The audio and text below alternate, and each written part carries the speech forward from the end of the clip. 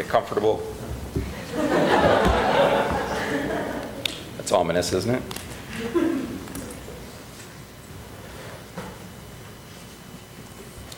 About 10 years ago, in a neighborhood just a few miles from here, there was a contentious debate over property.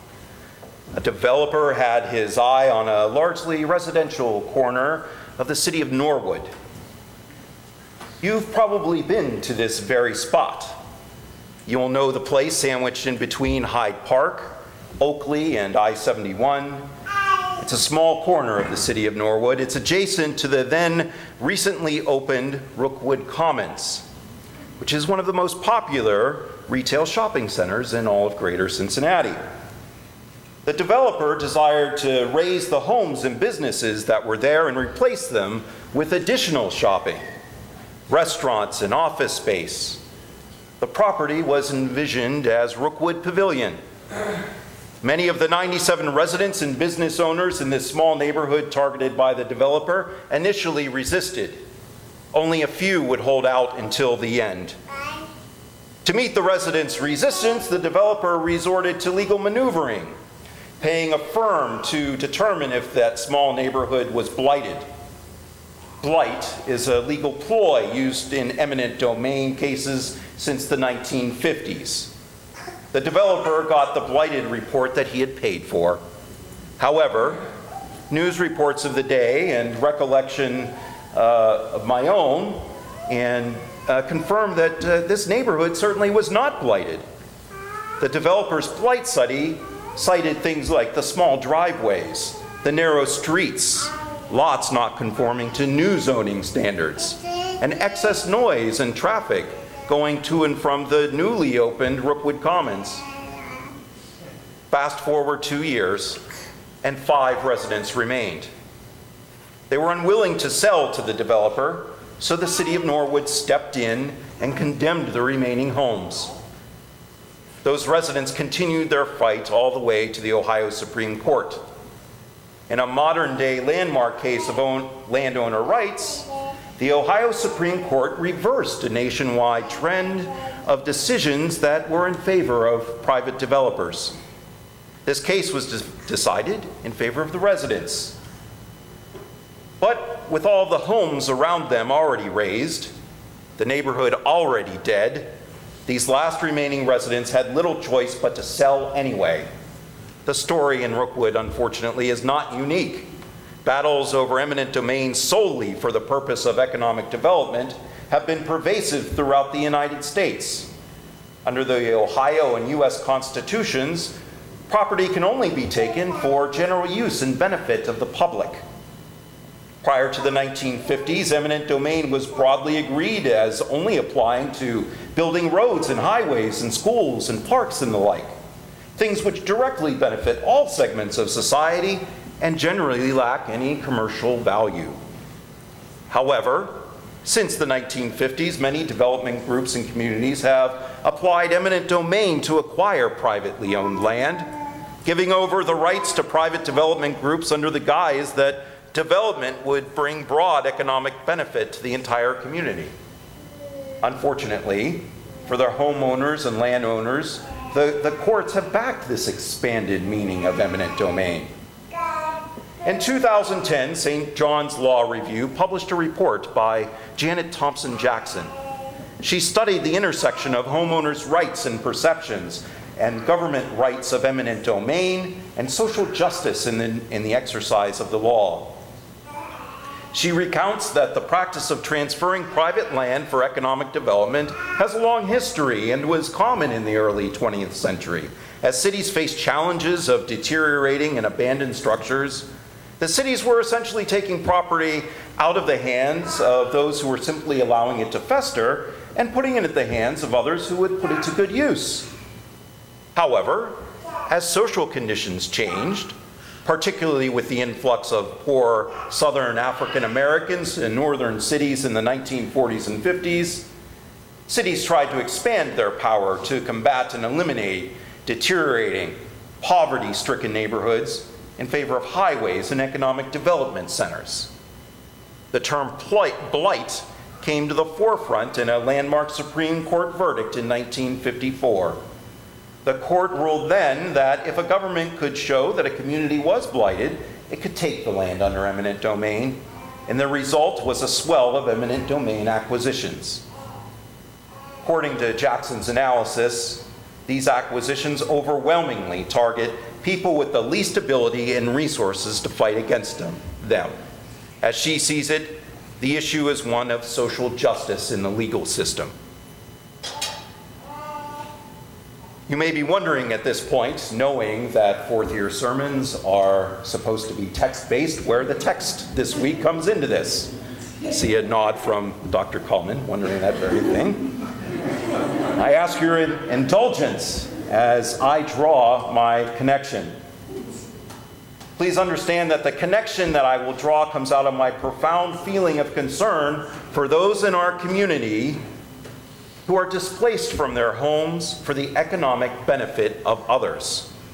My view of the situation in our community cannot help but color how I view a few of the words in this week's parashah. As I said, the Hebrews were preparing to leave Egypt. Moses reminds us of the covenant that God had made with Abraham, noting that this was a land occupied by other people, the Canaanites, the Hittites, the Amorites, the Hivites, and the Jebusites. The claim to the land also takes us back a few parashot ago to an issue with Abraham and his deal with Ekstrand, the Hittite, for the land where he would bury Sarah. The text there tells us specifically that Abraham paid in silver and paid the going market rate, despite Ekstrand's insistence on giving the land as a gift. The deal happens at the city gates in front of all the Hittites.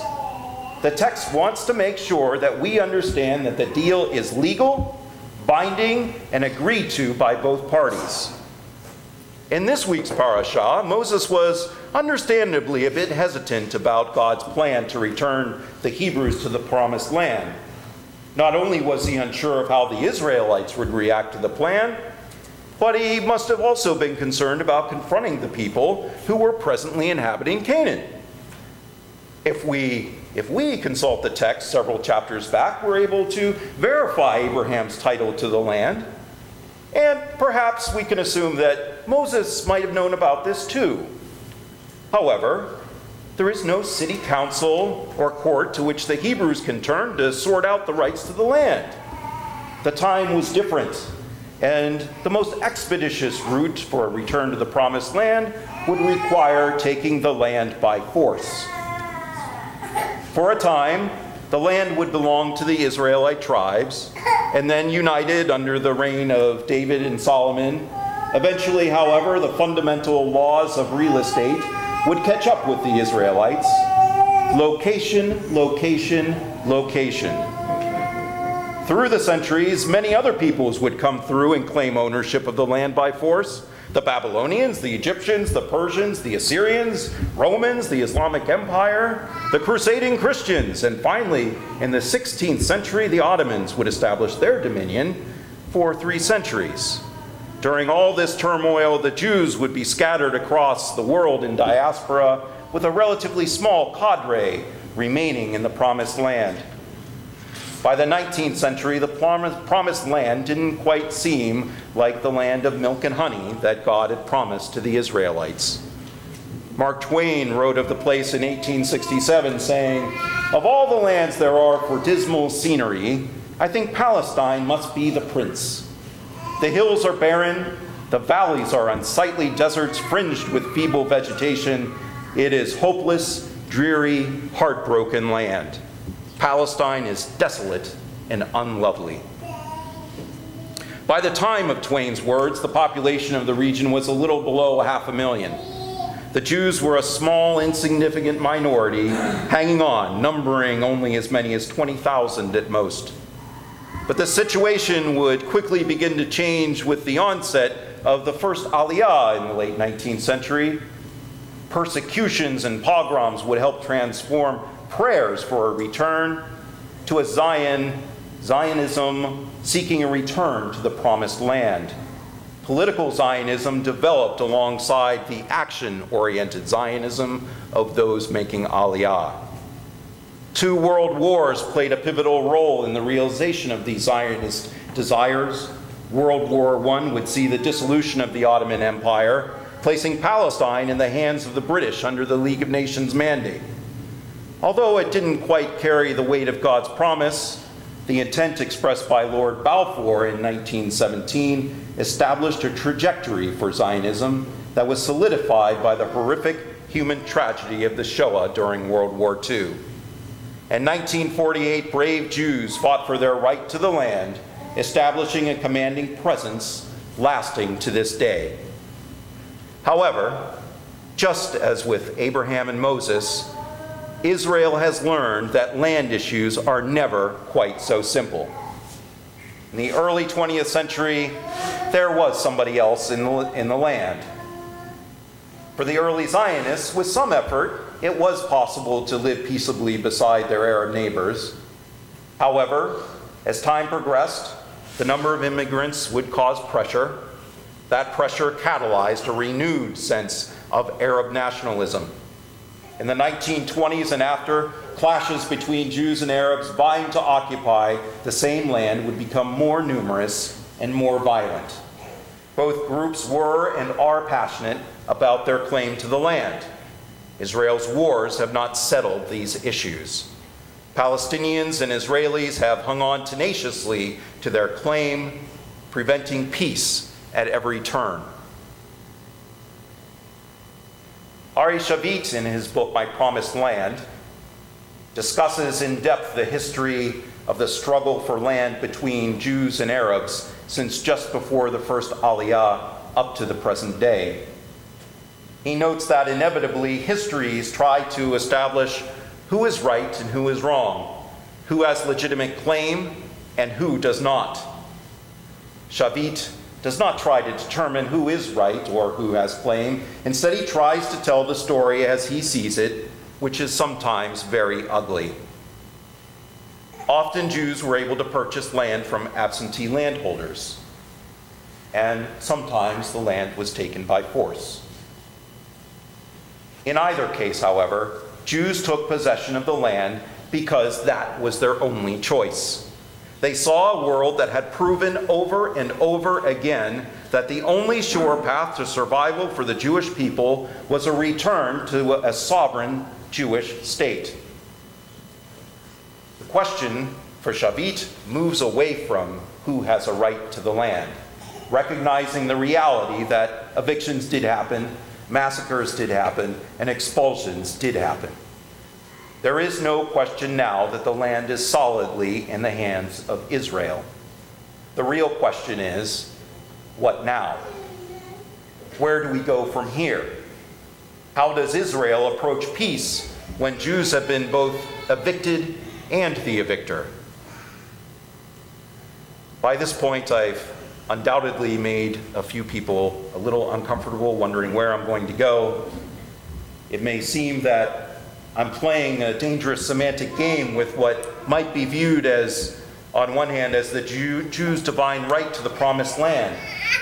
It may seem that I'm forgetting that Jews were evicted victims of eminent domain, expelled not only from our promised land, but also from nearly every corner of the diaspora over centuries. I assure you, I have not forgotten that the world looked at the Jews as a problem to be solved. I assure you that I believe that Jews had to take it upon themselves to solve the problem with the establishment of the State of Israel. There was a high price for the establishment of the state. Much of it was paid with the blood of those fighting in the 48 War of Independence. Some of it paid with the blood of Arabs. I believe that Shavit wants us to realize that the beginning to approach the answer to the question of what now starts with recognizing those costs on both sides. Bring us back to Cincinnati for just a moment. I've read the newspaper opinion pieces and talked to a few longtime residents of Norwood and Oakley. I wanted to get a picture of the neighborhood that existed prior to the eminent domain case. This picture does not have to be imagined at all. You can get a pretty good idea of what that neighborhood looked like by walking some of the small streets just on the other side of Edwards Road. Say hello to Cantor Shore as you pass. They're across from the soon-to-be-completed Rookwood Pavilion. It was not a blighted neighborhood, far from it. It is a tragedy that people had their homes taken out from under them. It is a tragedy that their own elected officials did not represent them, and indeed even conspired with the developer to evict them. It is a tragedy that courts did not defend them until it was too late. We can only look at Rookwood Pavilion and say, okay, what now? Janet Thompson Jackson, in her study, she can only look back and show us the injustice of what was done and fight for social justice in the judiciary. Her research doesn't change the facts on the ground for the former residents. Rookwood is here to stay. However, her research opens the eyes of the judicial community. It shows the callous side of efforts to build stronger communities. Her research and commentary moves us towards a better way to envision the future. As for Israel, Ari Shavit can only tell the history as he sees it from both sides. There is no research that could be done that will change the rights to the land in Israel. Israel will not and cannot give it up. At the same time, the Arab population that left by choice or by force will always look longingly back. The research and commentary by Shavit and others will hopefully lead us to a better way forward to a peaceful future. To repeat, the only legitimate question to help us move forward towards peace is, what now? Asking this question recognizes the pain of the past and looks to the possibilities of the future. Asking this question instead of fighting about who has a right to the land or a right to return must come alongside of an acceptance of the realities of the past and present. Acceptance by Arabs and Palestinians of the plight and rights of the Jews. Acceptance by Jews of the plight and rights of Arabs and Palestinians. This may seem to some to be a fool's errand, given that some Palestinians, particularly Hamas, are dedicated to killing Israelis and eliminating the state of Israel. It is certainly the duty of Israel to protect itself and our duty to support it. However, it is also our duty to work towards peace. As it says in Isaiah 32:17, and the work of righteousness shall be peace, and the effect of righteousness, quietness and confidence forever. Working towards peace must begin with accepting the tragedies of the past, the pain of our people and the pain of the other. Working toward peace can begin with working to eliminate propaganda, both Jewish and Palestinian, which only serves to alienate and disparage the other. Working towards peace can begin with working to root out expressions of hatred, whether in the marketplace, in houses of governance, on pulpits, or in schools. Perhaps if we can move away from hatred and toward healing, both Israelis and Palestinians will be able to ask, what now? Many have said that the peace process is dead. I would like to not believe that. It's hard to not believe that. However, I would rather like to think that we just aren't seeing all the possibilities because of the clouded, painful images of the past. So what now? With elections coming up in Israel in a few months, Israelis will be casting votes, making choices about who they want to lead them into the future. As an American Jew becoming an American Reform rabbi, I pray for peace. I educate myself about the issues. I feel connected to the ups and downs of Jewish life in Israel. However, I have no real say in the political process in Israel. I've not made Aliyah. I don't have a vote in Israel. But as a Jew, I do have a vested interest in a future peace. I pray that at some point, both Israelis and Palestinians can somehow begin to move again towards peace. At my student pulpit in Bluefield, West Virginia, my congregation and I are taking time this year to read Ari Shavit's book, My Promised Land, together. I brought this book project to them out of my love for Israel and my love for humanity. They've embraced the project with open arms. We have agreed from the outset that among our small group, we have different political perspectives. The community in Bluefield is very diverse, some very conservative and some very liberal. We've agreed to read and discuss with open minds. I've committed to bring them histories from as many perspectives as possible to read right alongside Shavit's book. We have committed to listening to as many voices as possible. Our hope is that by reading this book and other histories together, we can see the issues through the lens of both Israelis and Palestinians. Our hope is that we can understand what it means to accept the past and look to the future asking, what now? It's my belief that through activities like these, that we as a Jewish people can begin again to envision a future Israel at peace.